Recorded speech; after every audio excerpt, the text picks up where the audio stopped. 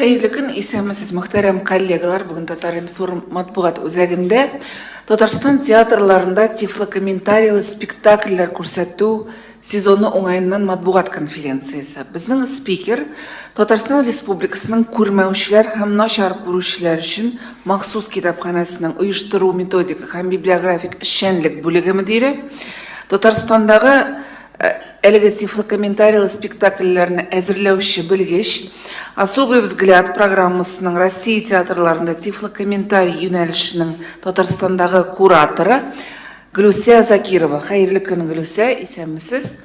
Хәерле көн, исәнмесез. Һәм инде беренче сорау, менә тифлокомментарийлы спектакльләр буенча безнең беренче генә очрашуыбыз түгел. Бәлки шулай да белмәүче хезмәттәшләребез бардыр. Тифлокомментарийлы спектакль нәрсә ул? Нәрсәдән гыйбарәт? Әйдәгез шуны аңлатудан башлыйк. Рәхмәт итегез. Тифлокомментарий ул яңа гына 1-2 ел гына элек кирип китте безнең республикада, шулай ук Рәсәйдә дә. Ул күрмәүчеләргә визуаль сәнгать әсәрләрен күрергә ярдәм итә торган алым. Ягъни мәсәлән, спектакльләр вакытында тифлокомментарий алдан әзерләнә, күрә торган моментларны мин аңлатып барам. Нәрсә икән аңлау өчен әйдәгез кичкенә генә бер кисәк татарча мультфильм карап китик. Глеб, если можно, первый файл, пожалуйста. Союз мультфильм.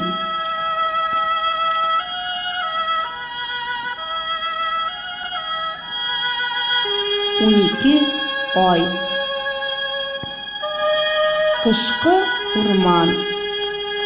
Тәңкә-тәңкә кар ява. Агачлар карга күмелгән. Бер зур чыршы ботагында туңган карт карга утыра.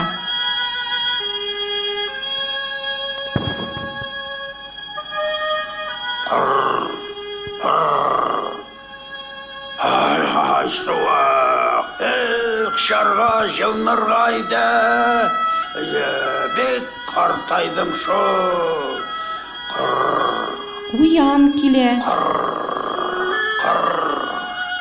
Мин менә йөгереп тә җылмаумыйм. Суык. Агачта тиннәр сикерә. Тиннәр, әйдәгез, кушлы уйныйбыз. Кояшка дәшик, язны чакырыйк. Ерактан чана тартып гади генә киенгән бер кыз бала килә. Ул туктап карап тора. Куян, тәпиең туңган. Салкын тидерәк күрмә, киеп йөр тәпиеңә. Әгәр дә киеп йөрсәң, эзләреңне күрмәсләр, бүредән калырсың, качып куян кал. Тиен, сен, чак. Сиңа куарга. Юк, миңа түгел, сиңа. Кыз бала агач артыннан карап тора.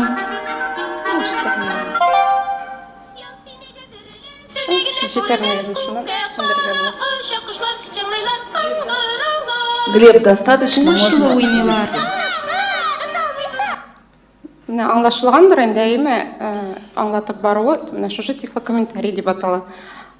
Рус телендәге журналистларга да аңлатып китәм. Тифлокомментарий — это новая социальная услуга, которая позволяет незрячим людям увидеть визуальные виды искусства. Бик зур рәхмәт. Инде менә быелгы сезонга килгәндә нинди театрларда кайсы спектакльләрне тифлокомментарий белән күрсәтү каралган? Без быелгы сезонга бик зур планнар белән кирдек. Яңа елга дагы яңа планнар белән кергән идек. Коронавирус шулай ук безнең планнарга дагы коррективлар кертте. Шулай да безнең эш тукталып калмады. Менә бу вакытта безнең тифлокомментарийлар әзерләү буенча эшчәнлек алып барылды. Быел без әз генә эшләү схемасын үзгәрттек. Элек турыдан-туры тифлокомментатор аша эшләнешсе, быел театрларга грантлар бирү юлы белән алып барылачак. Тифлокомментарийлы спектакльләр бирү. Без Казанның 3 театры белән грантлар аттык. Бу үзгә караш, особый взгляд программасының грантлары һәм шушы грантлар кысасында 3 театрда спектакльләр алып барылачак. Спектакльләр элек барганнары дагы булачак. Безнең Куян Эдвардның гаҗәеп сәяхәте, Килмешек, Исәмсез спектакльләре бара иде Кариев һәм Камал театрында. Быел безнең яңа театр тагын кушылды, ул Әкият Курчак театры. Безнең 11 октябрьдә анда рус телендә балалар өчен Гуси-лебеди спектакле булачак тифлокомментарий белән. 18-дә Әлфия спектакле олылар өчен. Әлфия Абзалованың иҗаты турындагы спектакль, музыкаль спектакль, шулай ук тифлокомментарий әзерләнеп бетә инде. Тифлокомментарий белән булачак. Кариев театрында безнең Куян Эдвардка яңадан 3 спектакль өстәлә. Спектакльләр безнең күрмәүчеләрнең фикерләрен күздә тотып сайландылар. Шулай ук театр белән репертуар буенча инде бергә киңәшләшеп без аларны сайладык. Монда 19 сентябрьдә шимбә көнне безнең уже тифло премьера булды. Бу комедия Шайбу спектакле. Шайбу. Шулай ук безнең Кәҗүл Читек спектакле тифлокомментарий ясала. Һәм Питер Пен безнең планга куелган иде. Ләкин Питер Пен белән бәлки репертуарда быел булмас. Шуңа күрә бу спектакль буенча уйлаячакбыз, аны бәлки башка яңа спектакльгә алыштырырбыз. Шулай ук Камал театрында безнең Килмешәк белән Исәмсезгә 2 спектакль өстәле. Менә 27-се якшәмбе көнне безнең шулай ук тифло премьера булачак Сүнгән йолдызлар спектакленә. И октябрь-ноябрь айларында Санаулы кишләр спектакле кертеләчәк.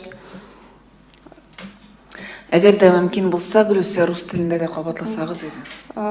Мы большими планами вошли в этот сезон. Этот год очень ждали.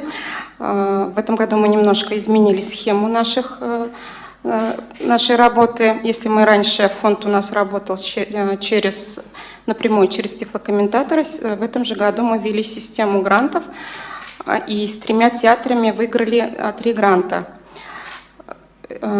И помимо 2 театров, в которых уже велось тифлокомментирование, Камаловского театра и театра Кариева, у нас добавился еще 1 театр, это театр кукол Әкият. В этом театре у нас будет введено 2 спектакля. Это один из них детский спектакль «Гуси-лебеди», второй спектакль, кукольный спектакль взрослый, спектакль «Альфия», посвященный творчеству Альфии Абзаловой. В ТЮЗ Кариева у нас также будет внедрено 3 новых спектакля. Помимо «Приключений кролика Эдварда» у нас добавляется «Необыкновенные ичиги», комедия «Шайбу». Также у нас запланирован был Питер Пен, но по Питер Пену будем думать. Если его в этом году не будет в репертуаре, там будет замена.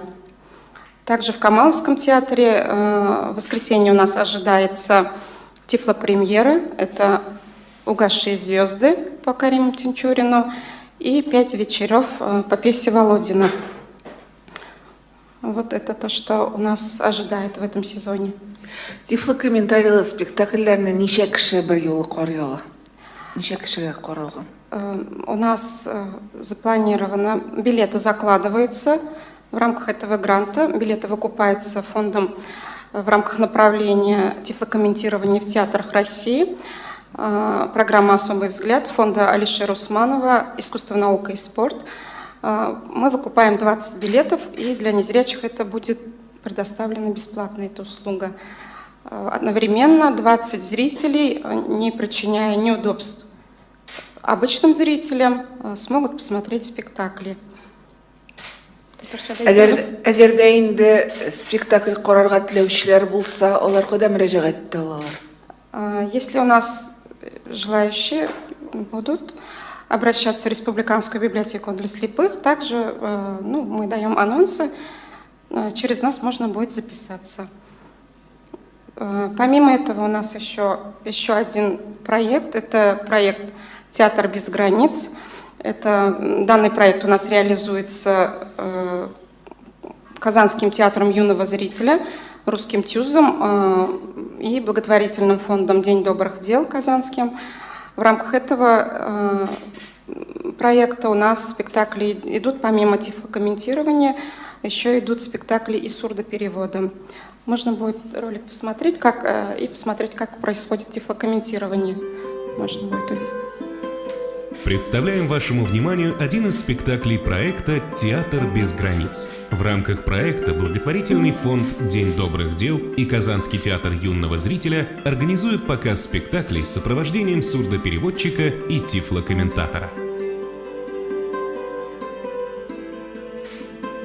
Есть возможность с помощью вот этих FM-приемника и вот этих вот наушничков услышать, увидеть этот спектакль своими глазами. Тифлокомментатор будет по этому FM-приемнику передавать информацию, то есть все о действии, эмоции, о декорациях этого спектакля. Вот это вот у нас как сами наушники, с помощью которых можно будет услышать.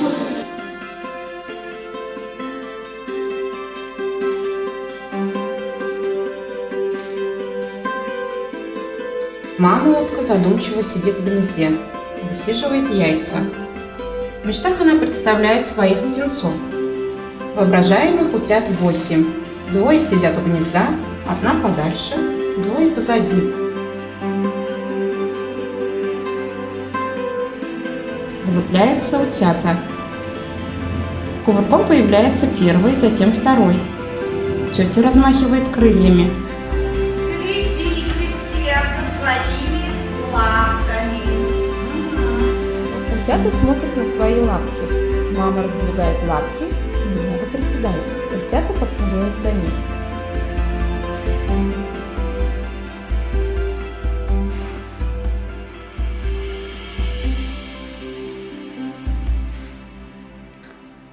В рамках данного проекта у нас уже 2 спектакля прошли, 10 и 11 сентября.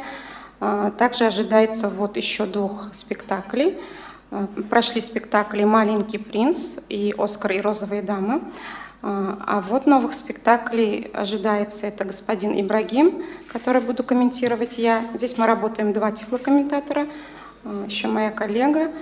Здесь работает Айслу Валиева, и Айслу готовит спектакль «Джальсамина в мире лжецов».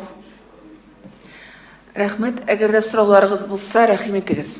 Уважаемые коллеги, можете задавать вопросы. Татаринформ. Башта уточняющий сұрауында 20 кіші, ол 20 көрмеуші ме, әлі ұзатушылары білен бірге ме? И ойға неше спектакль деген сөз бұл бүтін театрларны қошып санағанда. И грантның сұрауға қошаған қадар, сезон біткенше ме, ел азағына қадар ме? Біздің грантның сұрауға алдан айтып кеткенше енді тегі сезонда башланырға тиіс еді. Біздің өткен сезонда репертуарда бара тұрған спектакльлер буласы иде, әміне яңа сезон ашылғаш, яңа спектакльлер кіртілесі иде. Билетлар санына келгенде ұзатып йөрүчеләре белән, сопровождающийлары белән инде. Безнең монда шулай ук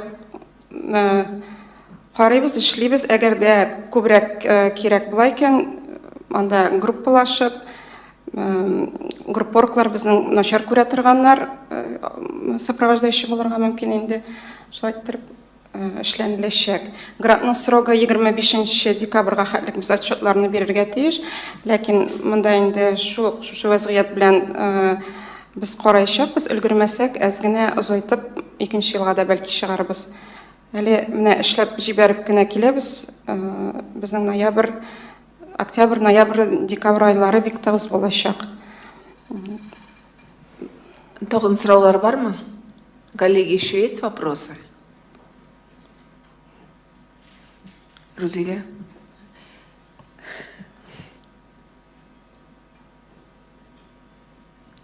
Келесі елға грант үшін нендейдір тағын әзірләнәсізме? То есть бұл ел шығып бітсе, келесі елға грантларға язасызмы?